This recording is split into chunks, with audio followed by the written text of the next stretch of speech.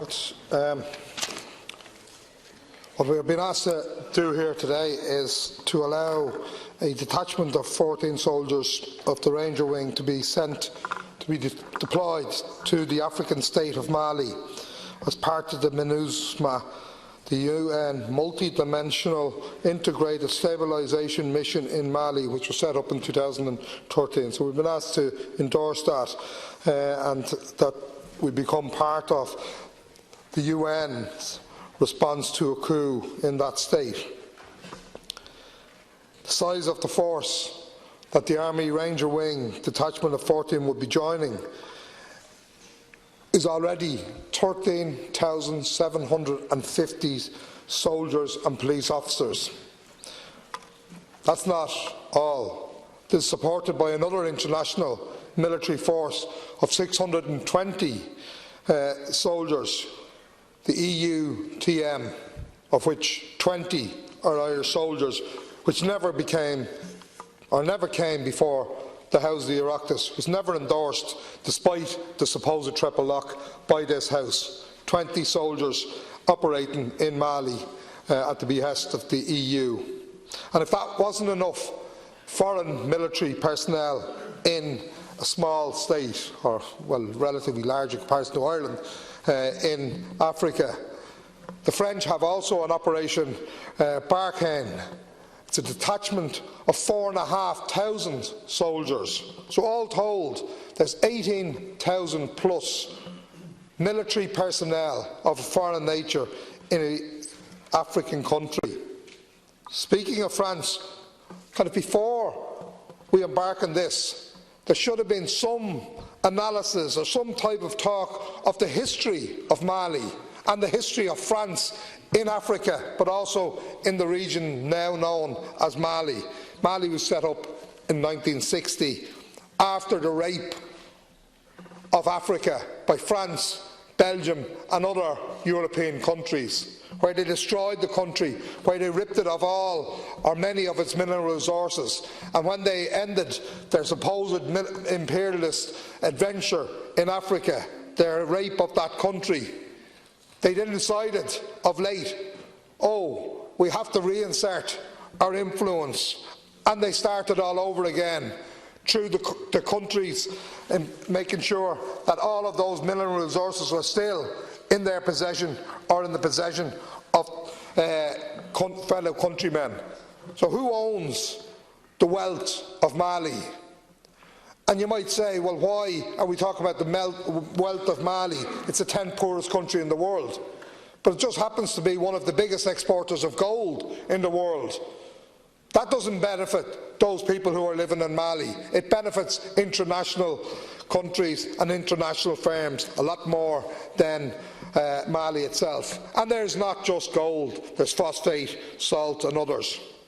But that's the history and the shameful history of European involvement in Africa and the division, the redivision of African nations that led eventually in 1960 to the establishment of Mali.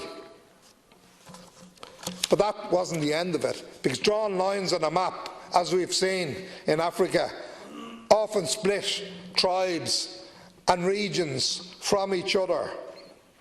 So the Tuareg tribe or country was split between 5 different countries.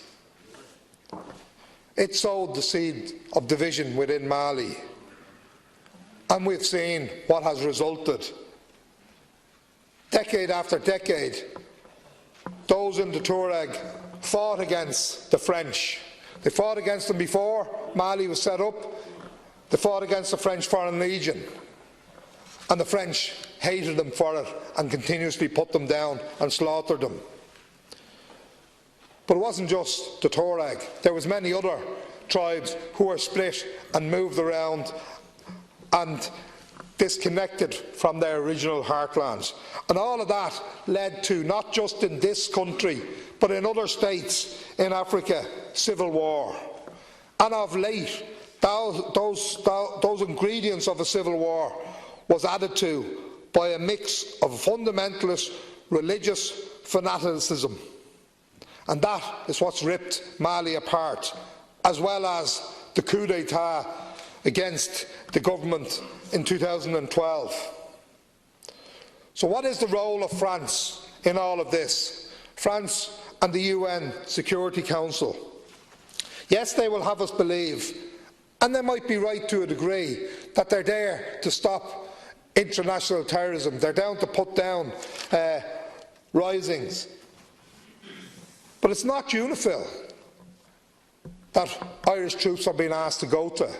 This is a peace enforcement. This is taking sides. This is breaching everything that neutrality stands for, and also undermines the proud tradition of Irish soldiers abroad in defending a peace when it's established. There is no peace in Mali. If there was, then the French battalions would not be sending drones in to attack villages and the like. There are human rights abusers, and people are rightly standing up here and arguing against the human rights abusers. They're on both sides. Those who took power in 2012 have also been indicted for human rights abuses, and many of those who are backing the current government are the very same people who have been human traffickers in the past and probably still at it in the background. This is not an international force to try and keep the peace, but the exact opposite in many ways. So, Minister, there are questions to answer, and there should have been a context with this, and there should have been a debate before you even talked about sending Irish soldiers to Mali. But you sent them anyway, so there's 20 already there, 20 who are exposed to the results of having to take Lariam. There's now got to be another 14 sent over. You've never addressed that, despite the Dáil taking a motion that this would not happen. Will it happen? Will these soldiers be forced to take Lariam? Can you indicate, as the last speaker said, when will the UN renew the mandate? Will it be the exact same, or will they change, or will they make it even worse than what it is at the moment? Because the information I have is the UN has taken a decision at the end of the month. You wouldn't even wait for the end of the month because you wanted a little bit of publicity by sending troops abroad. The logical thing was to wait and then have the debate and have a discussion prior to it. So the right thing to do in this House is for us to have a motion here to withdraw the existing 20 and not to send any more, and to use the good offices of the UN to try and change the nature of the force that's already there. We should be seen as mediators. That's the proud role Ireland would have in any peace efforts in that region or anywhere else in the world, not as enforcers. And that's exactly what you're doing. You're changing the nature of Irish international politics to becoming enforcers rather than mediators.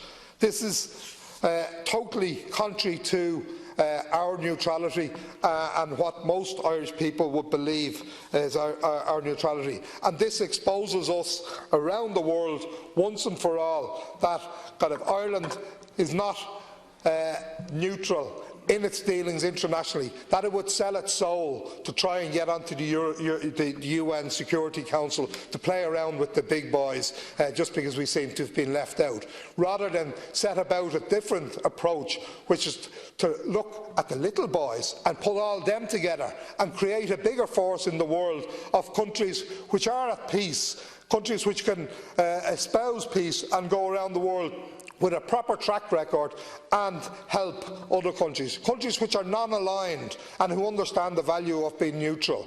And that is not what you have sought by putting this motion to this House today.